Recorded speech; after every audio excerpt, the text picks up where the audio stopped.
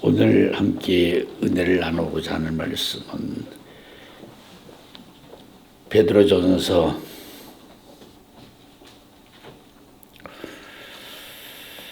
18절부터 22절까지 읽어주셨으면 좋겠습니다.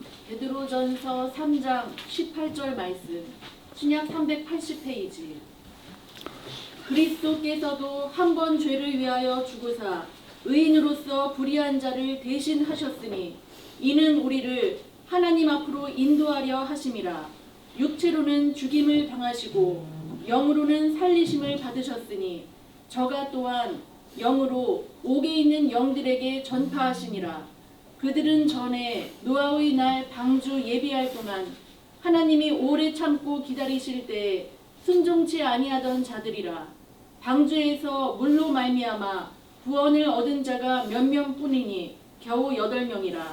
물은 예수 그리스도의 부활하심으로 말미암아 이제 너희를 구원하는 표니 곧 세례라. 육체의 더러운 것을 제하여 버림이 아니요 오직 선한 양심이 하나님을 향하여 찾아가는 것이라. 저는 하늘에 오르사 하나님 우편에 계시니 천사들과 권세들과 능력들이 저에게 순복하느니라. 아멘. 자, 어젠가 청주에서 어떤 목사님이 저희를 찾아주시는 가운데 이런 질문을 하셨습니다. 노아 때 물심판으로 죽어서 옥에 있는 영들, 왜 예수님께서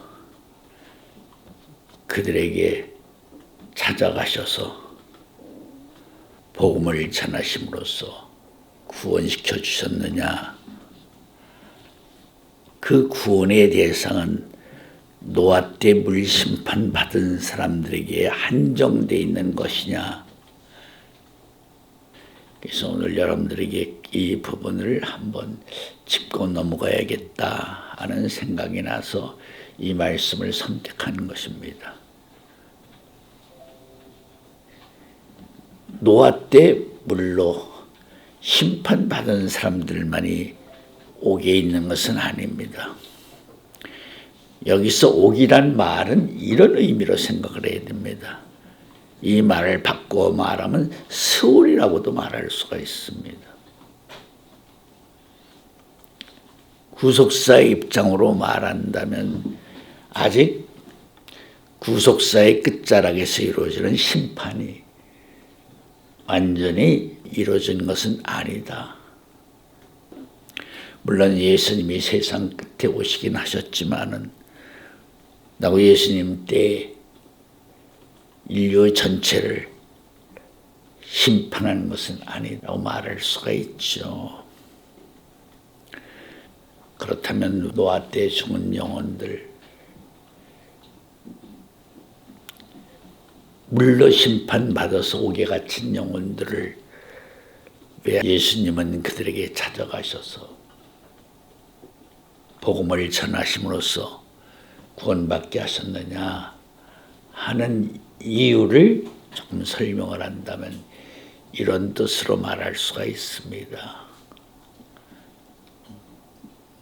첫째는 아담으로부터 시작된 10대 후손 노아 때까지 하나님이 족장시대의 문을 열어서 사람의 수명이 나무수안같이 살게 하던 시대, 마지막 때 여러분들이 알다시피 무슨 시대가 이루어지죠? 천년왕국의 시대가 이루어지죠. 재림의 마당에서. 마찬가지입니다. 하나님이 흙 사람, 그의 생기를 물어서 산영, 생명이 되게 하셨죠. 생명을 통해서 하나님이 이 땅에서 이루시고자 하셨던 생명의 시대, 즉 산영의 시대를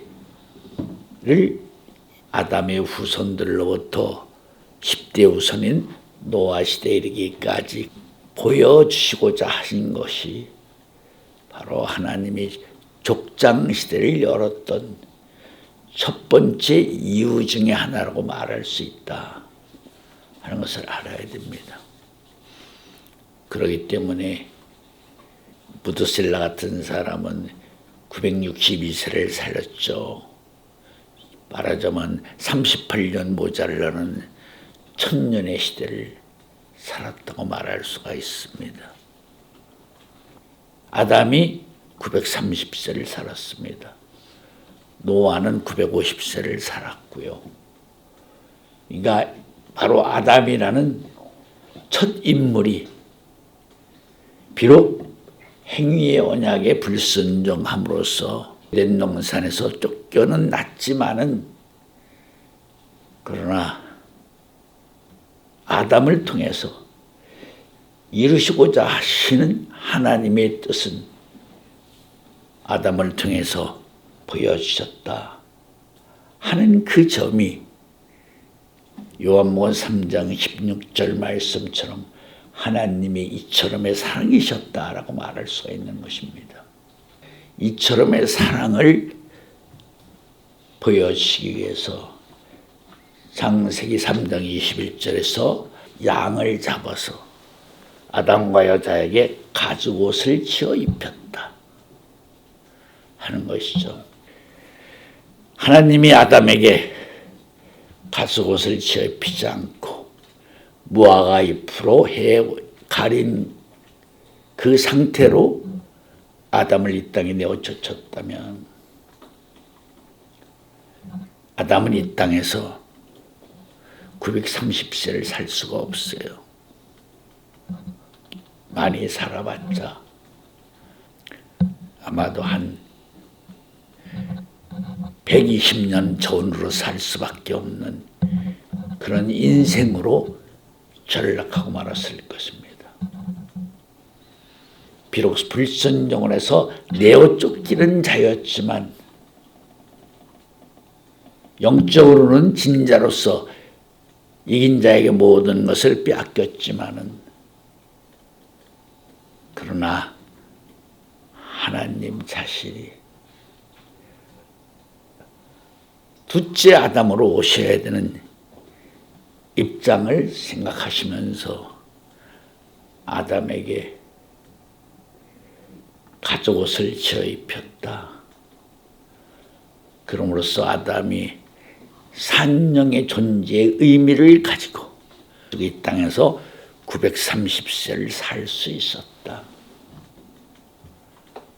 아담에게 너는 이마에 땀이 흐르기까지 채소를 먹고 살아라. 그래도 가죽옷을 입혀주셨기 때문에 아담이 가지고 있는 신앙의 어떤 의미를, 즉 채소라는 기본적이고 기초적인 신앙의 세계를 전하게 했다. 그렇게도 말할 수가 있는 것입니다. 창세기 3장 21절 한번 읽어봐. 창세기 3장 21절 말씀.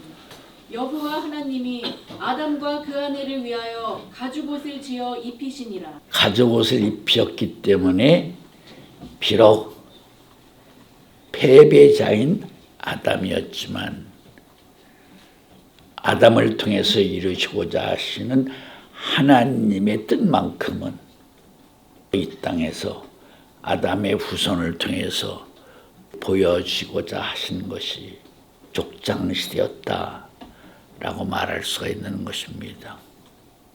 하나님이 이 땅에서 나타내시고자 하시는 그 족장시대에는 어떤 의미에서는 산자의 세계를, 그림자를 보여주고 계시는 입장이라고도 말할 수 있죠. 산자의 세계는 하늘과 땅이 동시적인 세계라고 말할 수 있습니다. 족장시대를 통해서 하나님이 이 땅에 하늘과 땅의 영광이 이루어지는 산자의 세계를 보여주시는 과정에 있어서 실질적인 내용상의 비답은 보여주지 아니하실지라도 그림자적인 차원에서는 어느 정도 나타내어 주시는 세계라고 말씀할 수가 있다는 것입니다. 레위기 19장 23절에 과목에 대한 말씀이 나옵니다. 여기서 과목이란 말은 사사기 구장에서 말하고 있는 감람나무와 포도나무의 공통점이죠. 하나님과 사람을 기쁘시게 하는 열매를 가지고 있는 나무. 아브라함, 이삭, 야곱이라는 3대를 통해서 열매를 맺은 요셉은 무슨 열매예요? 횃불 언약의 열매라고도 말할 수 있죠. 그 열매는 하나님과 하나님의 사람들을 기쁘게 해드릴 수 있는 열매예요. 하나님과 하나님의 사람들을 기쁘시게 해드릴 수 있는 열매의 비답은 상징적으로 말하면 무슨 열매라는 것이죠? 생명나무 열매와 같은 것이다. 그 열매를 누가 맺었다고 말할 수가 있어요? 노아 때 그런 열매가 맺게 되었다. 여기에는 깊은 의미가 있는 것이에요. 산자의 세계에 그림자인 족장의 시대라고 말하고 있지만 그 그림자의 시대를 통해서 하나님의 입장에서는 과목, 산자의 열매를 또 맺히게 할 수도 있다는 것을 우리가 알아야 된다는 것입니다. 그렇기 때문에 에녹에게 하나님이 300년 동안 동행하면서 그 세계를 가르쳐 줬어요.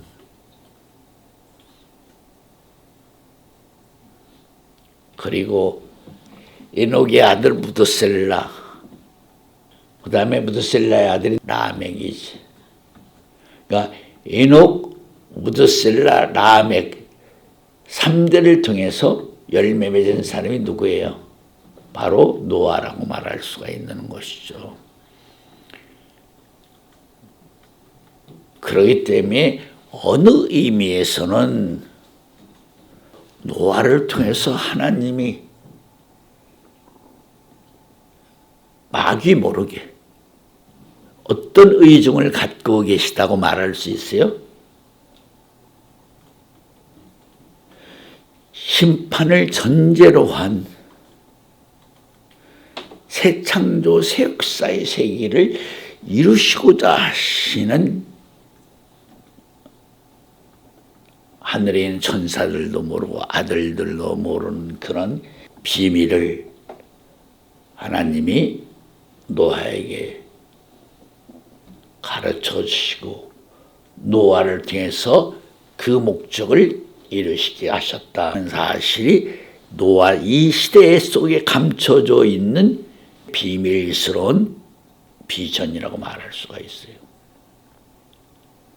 우리는 단순히 노아하면 노아를 심판의 구심점으로 살아서 하나님이 그 시대를 물론 심판했다는 것밖에 몰라요. 당연히 심판이 표면적인 중심에 대해 있는 것만은 사실이지만 그 심판을 통해서 하나님이 산자의 세계를 이루시고자 하셨던, 즉 아담이 불순종한 모습에 아꼈던 그 행위 언약을 노아를 통해서 재도전하시고자 하셨던 그 세계의 역사의 비밀을 사람들이 알지 못하고 있었다 하는 것을 알아야 됩니다. 히브리서 11장에 보면 에녹을 데려간 이유가 표면적으로 나와 있죠.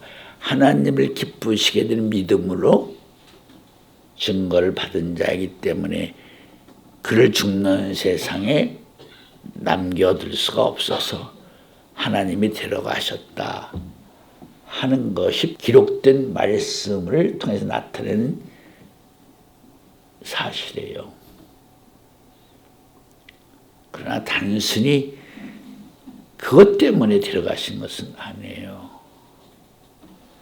에녹에게 자기의 후손 노아를 통해서 하나님이 이 땅에서 이루시고자 하시는 산자의 세계에 그 비밀이 전수되었다는 사실을 왜 깊이 생각한다면 에녹이 이 땅에서 죽는 사람이 되어서는 안 됩니다. 죽는 사람이 된다는 말은 그가 가지고 있는 모든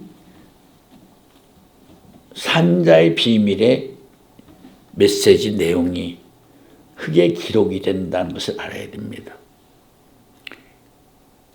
아담 이후 예수님 때까지 인간의 부활에서 올라간 자 외에는 다 어디에 있어요? 수월에 다 구속되어 있어요. 그 말의 의미는 그들이 가지고 있는 모든 비밀 정보는 마귀가 다 가져가게 되어 있는 것입니다.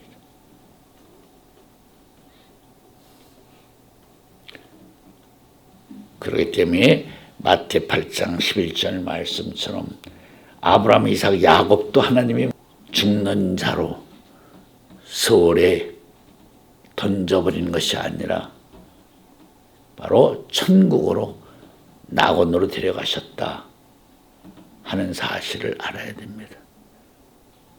육신으로는 죽음을 당했지만 영으로는 살리심을 받아서 그들의 영혼이 낙원에 있다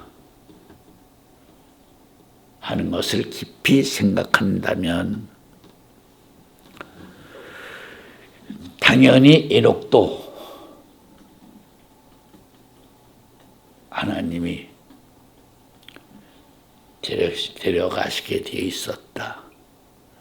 이 땅에서 산자의 세계를 그림자적으로 보여주시는 하나님의 저희 속에는 그 그림자로 보여주는 산자의 세계를 실제적으로 구현하시고자 하시는 하나님의 의중도 있었다는 것을 알아야 돼요.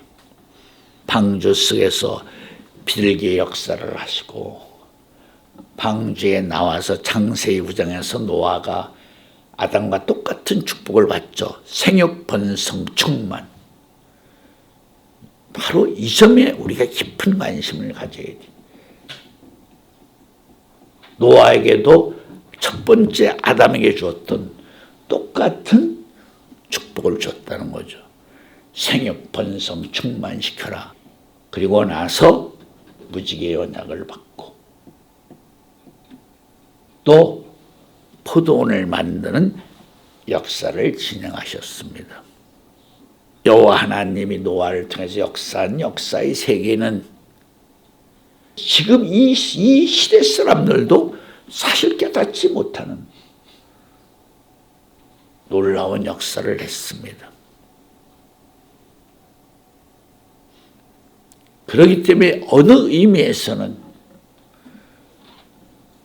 노아 때 물로 심판받은 사람들은 자기 시대에 진행되어 있던 하늘의 역사의 세계에 진실되고 참된 올바른 복음을 받았다고 말할 수 있는 대상이 아닙니다. 그 시대에 천년 나무산 같이 살던 시대라고 해서 다 아담처럼 그런 산령의 지혜를 가진 사람들도 아니었어요. 그렇기 때문에 하나님이 노아를 통해서 하셨던 그 모든 역사의 세계는 그 시대 사람들이 알 수가 없었어요. 그런 시대였기 때문에 방주에 탔던 사람들도 노아가 선택해서 태운 게 아니에요. 하나님이 명해서 태운 것이에요. 부정한 짐승은 암수 2쌍씩, 정결한 짐승은 암수 7쌍씩. 하나님의 명예에서 방주에 다 태웠어요. 노아의 선택은 아무것도 없어요. 오직 하나님의 절대적인 명령에 의해서 노아가 하나님의 말씀대로 다 책임 준종한 세계예요. 그렇기 때문에 어느 의미에서 본다면 노아 때 물로 심판받아 죽은 사람들은 때에 맞는 그 시대의 복음을 받고 죽은 사람들이라고 말할 수가 없죠. 왜? 노아가 가지고 있는 300규빗, 30규빗, 50규빗이라는 성부, 성자, 성령의 비밀과 암호는 그 시대 사람들에게 전해질 수 있는 그런 복음이 아니었습니다. 노아 때 물로 심판받아 죽은 사람들은 때에 맞는 그 시대의 복음을 알지 못하고 받지 못하고 죽었기 때문에 서울에 들어가신, 옥에 들어가신 예수님의 영혼이 그들에게 복음을 전할 수밖에 없었다라고 말할 수가 있는 것입니다. 전 시대의 복음이 다음 시대로 이어지지 못한다는 말씀이 있지. 전도서 1장 11절 말씀, 9절 말씀. 이미 있던 것이 후에 다시 있겠고 이미 한 일을 후에 다시 할지라 해 아래는 새 것이 없나니 무엇을 가리켜 이르기를 보라 이것이 새 것이라 할 것이 있으랴. 우리 오래전 세대에도 이미 있었느니라. 이전 세대를 기억함이 없으니 장래 세대도 그 후 세대가 기억함이 없으리라. 그 후 세대가 기억함이 없으리라. 그런데 노아 때는 예외적이었습니다. 노아가 아브라함 동시대 몇 년까지 살아 있었어요? 58년까지 살아 있었어요. 바로 여기에 큰 비밀이 있음을 그동안의 말씀 중에 제가 많이 인용을 했죠. 이렇게도 말할 수가 있는 것입니다. 노아와 아브라함이 만날 수 있는 근거가 명분이 있어야 하나님도 마귀에게 참소를 받지 않아요. 다시 말하면 전 시대의 비밀이 다음 시대로 이어지지 못하게 돼 있는데 어떻게 아브라함 동시대에 노아가 생존할 수 있습니까? 이렇게 마귀가 항변할 수가 있어요. 거기에 대해서 하나님의 입장은 어떤 입장을 가지고 계셨는지 그 점 하나만 얘기하고 오늘 마칠 말씀을 마치겠습니다. 노아는 방주 안에서 무슨 역사를 했어요? 비둘기의 역사를 했어요. 그 비둘기가 감람 세입을 물고 왔어요. 세입이란 말은 새순을 말하는 것이에요. 새순. 비둘기가 물고 온 감람 새순을 노아가 받았어요. 그리고 7일 후에 세 번째 비둘기를 내보니까 자기 갈 곳으로 가고 돌아오지 않았어요. 그렇기 때문에 노아는 감람 새순과 만날 수 있는 뭐가 있어요? 명분이 있는 거죠. 감람나무가 사람이니까 아까 말한 것처럼 사사기 9장에 감람나무와 포도나무의 특징은 뭐예요? 하나님과 하나님의 사람을 기쁘게 해드리는 나무죠. 열매를 맺을 수 있는 나무. 그렇기 때문에 노아가 감람나무 새순을 비둘기가 물론 새순을 받았기 때문에 노아는 당연히 누구를 만날 수 있다? 아브라함을 만날 수 있는 명분을 가지고 있는 사람이다 라고 말할 수가 있다는 것입니다. 노아가 아브라함에게 어떤 관계적인 입장 속에서 자기가 받은 완전한 은혜의 세계 말씀을 전했는지 성경에는 구체적으로 더 이상 언급된 사실은 없죠. 그러나 이 사실은 참 경이로운 사실이에요. 전 시대의 사람과 다음 시대의 사람. 그러니까 노아는 전 시대의 10대 10번째 사람이고 아브라함도 다음 시대 10번째 사람 10대 우선끼리 만나는 거죠. 그러니까 노아와 아브라함의 사이에는 세대별로 얘기하면 10대의 차이가 있는 것이죠. 어떤 의미에서는 아브라함이 노아를 만났다는 것은 창세기에서 말한 분이엘이 있죠. 야곱이 야복강에서 홀로 남아있다가 어떤 사람과 밤새로 씨름해서 이겼죠. 그래서 이스라엘은 새 이름을 받았는데 야곱이 그것을 분이엘, 하나님의 얼굴을 봤다. 이렇게 말했죠. 분이엘, 하나님의 얼굴. 어떻게 말하면 아브라함이 노아를 만났다는 것은 야곱이 어떤 사람을 만났다는 의미와도 같은 맥락의 말씀이 된다 라고 말할 수가 있는 것입니다. 아마도 아브라함과 노아가 만난 그 상황이 성경적으로 말하면 지금 말씀한 그런 의미가 될 것입니다. 바꿔 말하면 내가 방주 안에서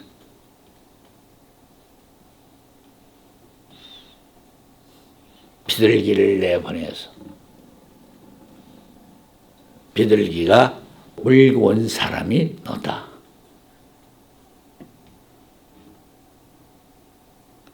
그렇게도 말할 수 있다는 것이죠. 다시 한번 오늘 목사님이 질문한 순수한 질문의 내용만을 말한다면 노아 때 물로 심판을 받아서 옥에 있는 영들을 왜 예수님이 찾아가셔서 그들에게 복음을 전함으로써 베드로서 1장 9절 말씀처럼 영혼 구원을 시켰느냐, 생명의 발로 구원시켰느냐고 그 질문의 입장은 어느 정도 여러분들에게 다 말씀했다고 생각을 할 수가 있습니다. 자, 기도 올리겠습니다.